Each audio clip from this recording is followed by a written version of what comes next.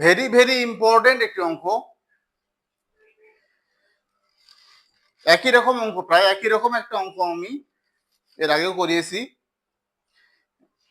ওই অঙ্কের মধ্যে পাস করার তথ্য দেওয়া ছিল, আর উভয় বিষয়ে ফেল করার তথ্যটা তারা বের করতে বলছে। আর এই অঙ্কের মধ্যে ফেল করার তথ্য দেওয়া আছে, উভয় বিষয়ে পাস করার তথ্য বের করতে হবে।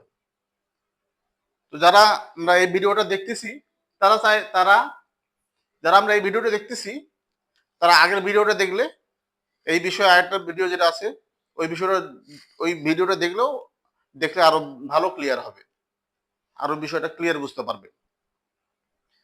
আচ্ছা, আমি এখানেই বোঝানোর চেষ্টা করছি যাতে আপনাদের দেখতে না হয়।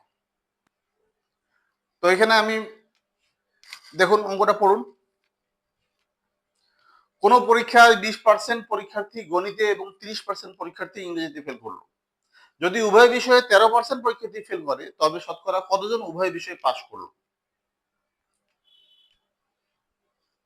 এই অঙ্কটা বিভিন্ন বইয়ের মধ্যে একাধিক সূত্রের মাধ্যমে করা আছে।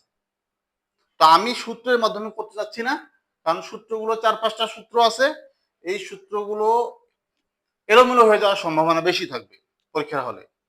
এই জন্য আমি একটা সহজ পদ্ধতি করানোর চেষ্টা করছি চিত্রের মাধ্যমে। অনেকেই চিত্র ভয় পায় না, ভয় পাওয়ার কোনো কারণে আপনি একটু মনোযোগ দেন। আপনি একটু মনোযোগ দিয়ে দেখুন, আপনি যত দেরিতেই বুঝুন না কেন, একটু মনোযোগ দিয়ে দেখুন, বারবার দেখুন, তাহলে আপনি জিনিসটা বুঝতে পারবেন। আর একবার আপনি বুঝতে পারলে অঙ্কটা 1 মিনিটের মধ্যে আপনি করে ফেলতে পারবেন, এটা আমি গ্যারান্টি দেব। তাহলে আমরা শুরু করি। বলছে যে কোন পরীক্ষায় 20% পরীক্ষার্থী গণিতে এবং 30% পরীক্ষার্থী ইংরেজিতে ফেল করলো। যদি উভয় বিষয়ে 13% পরীক্ষার্থী ফেল করে তবে শতকরা কতজন উভয় বিষয়ে পাশ করলো? তাহলে আমি চিত্রটা আগে আগে আগে আঁকি। তো প্রথমে আমরা একটা চতুর্ভুজ আঁকাবো বা একটা আয়তক্ষেত্র আঁকাবো। এর মধ্যে আমরা দুইটা বৃত্ত আঁকাবো, দুইটা বৃত্ত আঁকাবো। খেয়াল করুন, কয়টা সাবজেক্ট আমাদের এখানে? একটা হচ্ছে গণিত মানে ম্যাথ, আর একটা আর একটা হচ্ছে ইংরেজি। ইংরেজি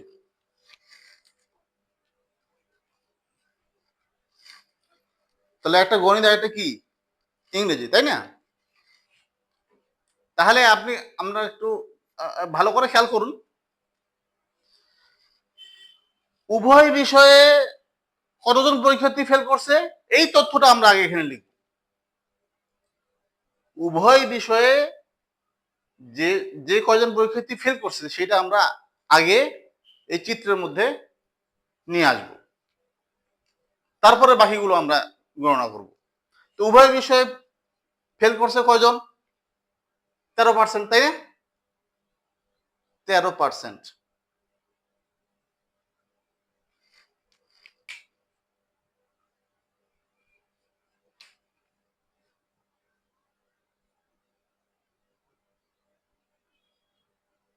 13% ফেল করছে, তাই না?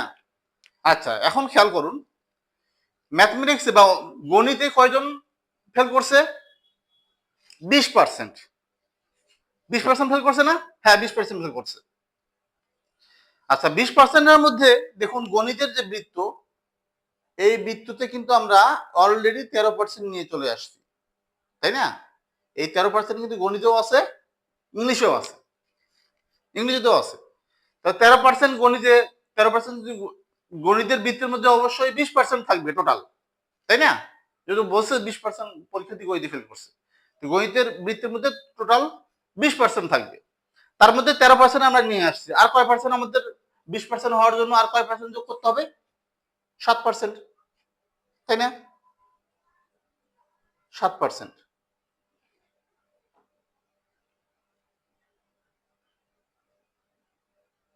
7% আমরা, তাহলে আমাদের গণিতে কিন্তু 20% হয়ে গেল, 13 সাথে 20%।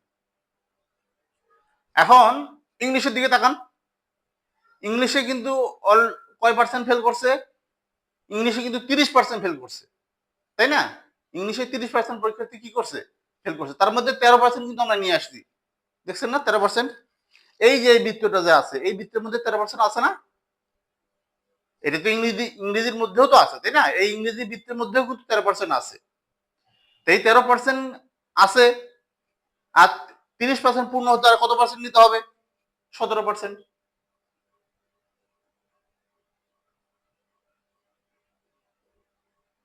17%।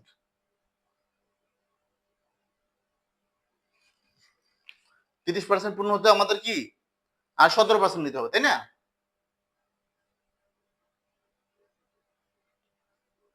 এই 17% আমরা নিয়ে নিলাম। তাহলে 17 আর 30, 13 কত হয়? 30%। তাহলে 30% হয়ে গেল।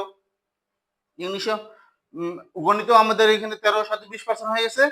ইংলিশেও কিন্তু আমাদের 13 আর 17 30% হয়ে গেছে।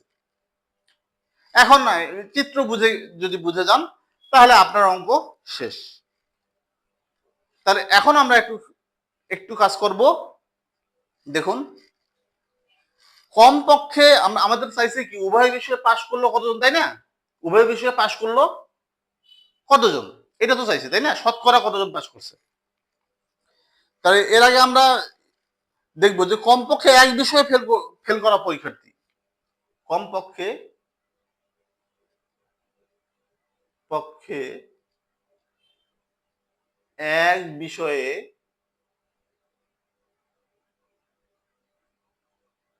ফেল করা পরীক্ষার্থী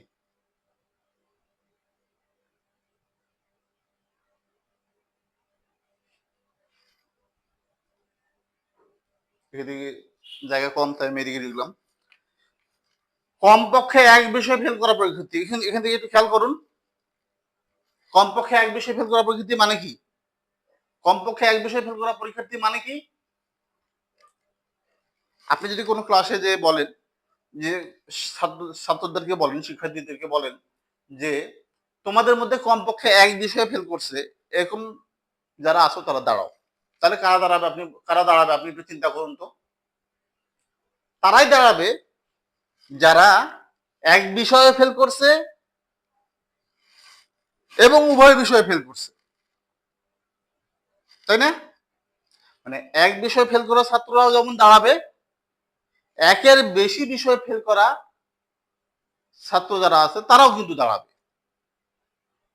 যেহেতু বলছে কমপক্ষে এক বিষয়ে ফেল করা পরীক্ষার্থী, তাহলে কমপক্ষে এক বিষয়ে ফেল করা মানে এক বিষয়ে ফেল করা শিক্ষার্থীদেরকে যেমন বুঝাবে, একের বেশি বিষয় ফেল করা শিক্ষার্থীদেরকেও কিন্তু বুঝাবে।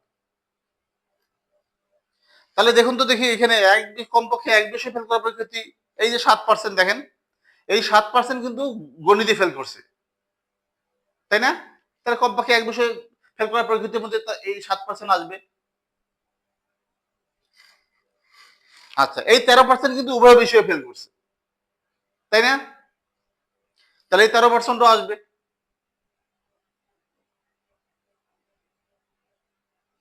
আবার এই 17%, এই যে 17%, এইটা কিন্তু শুধু ইংলিশে ফেল করছে, তাই না? তাহলে এই 17%ও কিন্তু আসবে।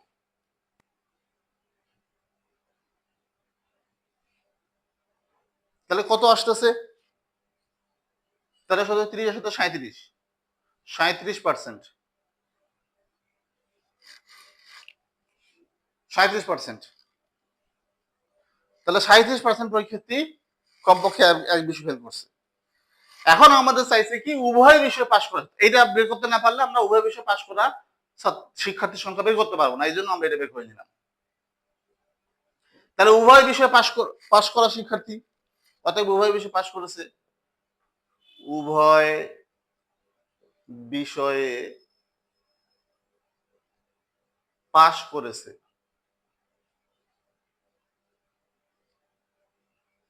এখন একটু খেয়াল করুন, কমপক্ষে এক বিষয়ে ফেল করছে, কমপক্ষে এক বিষয়ে ফেল করছে এরকম হচ্ছে কয়জন? 37 জন, 37%।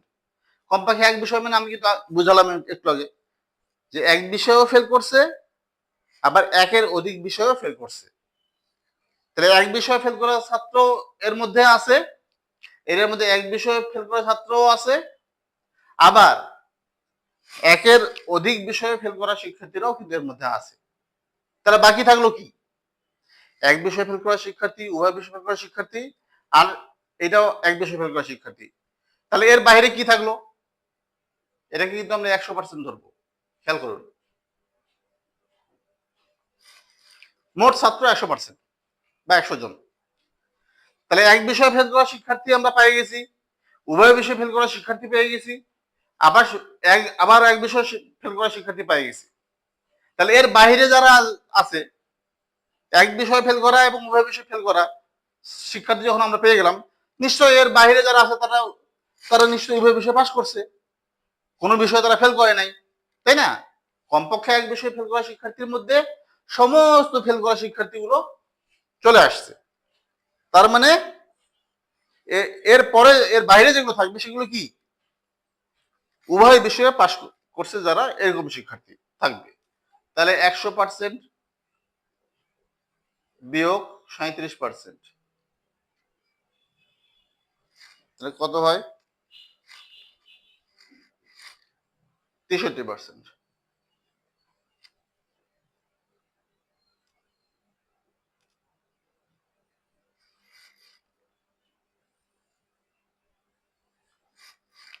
তাহলে আপনারা খেয়াল করছেন, বিষয়টা বুঝতে পারছেন আশা করি।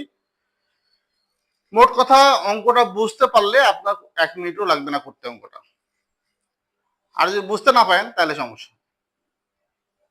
এখানে আমরা আলাদাভাবে শতকরা আর বের করতে হচ্ছে না, যেহেতু এগুলো সবগুলো শতকরাতেই দেওয়া আছে। হ্যাঁ, যদি শতকরাতে দেওয়া না থাকতো তাহলে আমাদেরকে আলাদাভাবে শতকরাতে বের করতে হতো, তাই না? এই জন্য আমরা, যারা বুঝতে একদম ক্লিয়ার বুঝতে পারিনি তারা বারবার ভিডিওটা দেখবো, তারা আশা করি তাহলে আপনারা জিনিসটা বুঝতে পারবেন ক্লিয়ার।